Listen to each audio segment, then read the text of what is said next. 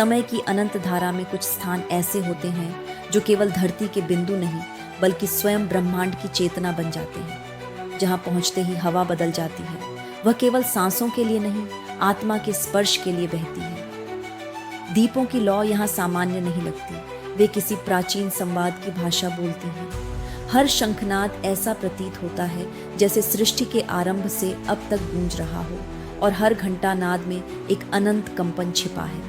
कहा जाता है ऐसे ही एक स्थल पर मां शक्ति ने अपनी उपस्थिति अग्नि के रूप में प्रकट की थी, जहां उन्होंने न केवल दर्शन दिए बल्कि साक्षात अपने अस्तित्व को ज्वाला बनाकर धरा पर उतारा। यह केवल एक मंदिर नहीं बल्कि साधना का प्रवेश द्वार है, जहां श्रद्धा अग्नि में रूपांतरित हो जाती है। और यही वह स्थल है जहां देवी सती की जिह्वा पृथ्वी पर गिरी थी। यही है शक्ति की महागाथा का अगला अध्याय, ज्वालामुखी शक्तिपीठ।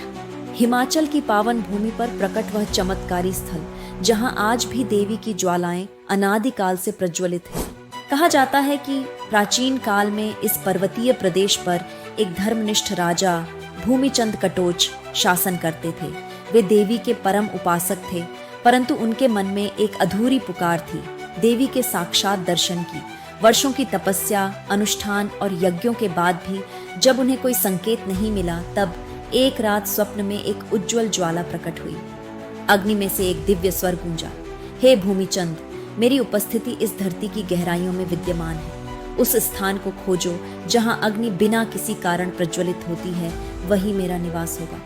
अगली सुबह राजा ने खोज प्रारंभ की। कई दिनों की यात्रा के बाद वे एक हरी भरी घाटी में पहुंचे, जहां भूमि के भीतर से नीली और केसरिया लपटें शांत रूप से उठ रही थीं। न तेल था, न घी, न किसी दीप का आधार, फिर भी अग्नि जीवंत थी। यह दृश्य देखकर राजा भूमिचंद विस्मित रह गए। उन्होंने वहीं मंदिर का निर्माण कराया, पर देवी के आदेश के अनुसार उसमें कोई मूर्ति स्थापित नहीं की गई, क्योंकि यहाँ स्वयं अग्नि ही देवी का रूप थी।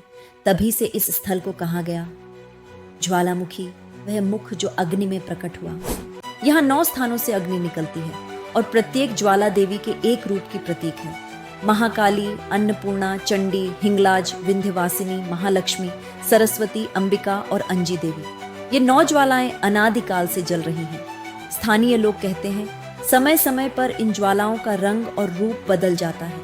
कुछ रातों में वे गहरी नीली दिखाई देती हैं, तो कभी सुनहरी या लाल, मानो देवी स्वयं अपने भावों में रूपांतरित होती हैं। साधक कहते हैं कभी कभी ज्वालाओं की आकृति माँ के नेत्रों जैसी लगती है, और उस क्षण वातावरण में एक अकल्पनीय ऊर्जा फैल जाती है। मुगल काल में इस मंदिर की कीर्ति जब दिल्ली तक पहुंची, तब सम्राट अकबर ने इसे देखने की इच्छा जताई। उसने अपनी शक्ति की परीक्षा के रूप में मंदिर को शीशे की परतों से ढकने का आदेश दिया, ताकि ज्वालाएं बुझ जाएं। किंतु जब परतें हटाई गईं, तो अग्नि पहले से भी अधिक प्रचंड रूप में प्रकट हुई। सम्राट ने तब सोने का छत्र चढ़ाया, पर कहा जाता है कि देवी ने उसे अस्वीकार कर दिया। वह छत्र धीरे धीरे भस्म में बदल गया। तभी अकबर ने अपना अहंकार त्याग कर ज्वालामुखी मां के चरणों में प्रणाम किया। यह कथा केवल भक्ति की नहीं बल्कि विनम्रता और सत्य की विजय का प्रतीक है, क्योंकि जहां शक्ति का वास होता है वहां सामर्थ्य नहीं, केवल समर्पण टिकता है। मंदिर के गर्भगृह में एक छोटा सा कुंड है, जहां से ये ज्वालाएं सदा प्रज्वलित रहती हैं। आधुनिक विज्ञान इसे प्राकृतिक गैस का स्रोत मानता है, पर भक्तों और तांत्रिकों के लिए यह देवी की प्राण शक्ति का प्रवाह है। कहा जाता है कि गर्भगृह में प्रवेश करने से पहले ही शरीर का तापमान हल्का बढ़ जाता है, मानो माँ की अग्नि भीतर तक उतर रही हो। इसी कुंड के पास एक प्राचीन गुफा है, जहाँ कभी महर्षि भारद्वाज ने तप किया था।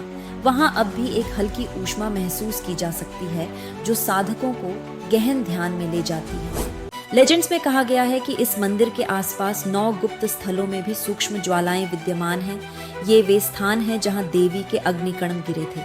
कुछ ग्रामीण अब भी उन स्थानों पर धकती गर्म मिट्टी को देवी की शक्ति का अंश मानते हैं। और आश्चर्य की बात यह है कि सदियों बीत जाने पर भी ज्वालामुखी की अग्नि कभी बुझी नहीं। पुजारी इसे अनंत ज्वाला कहते हैं, और मान्यता है कि जिस दिन यह अग्नि शांत हो जाएगी, वही दिन इस युग के अंत का संकेत होगा।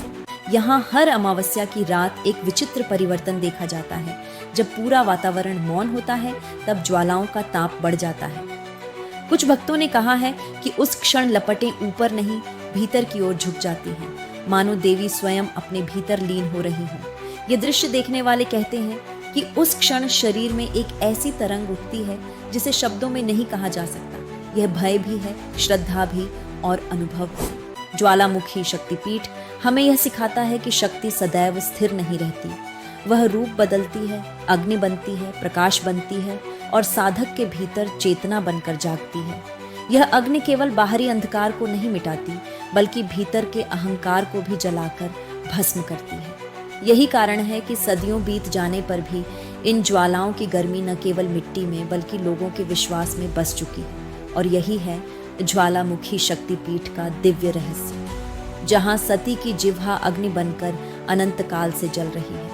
हर लपट माँ की उपस्थिति का प्रमाण है, हर धधक माँ के आशीर्वाद का रूप। यहाँ आने वाला हर भक्त केवल दर्शन नहीं करता, वह स्वयं उस अग्नि में अपनी आत्मा को परखता है।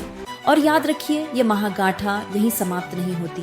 हर शक्तिपीठ, हर रहस्यमयी भूमि और हर अग्नि की लपट हमें उस दिव्य नृत्य की याद दिलाती है, जहाँ शक्ति और शिव एक दूसरे में विलीन है, जहाँ सृष्टि का आरंभ भी है, संतुलन भी और अंत का संकेत भी।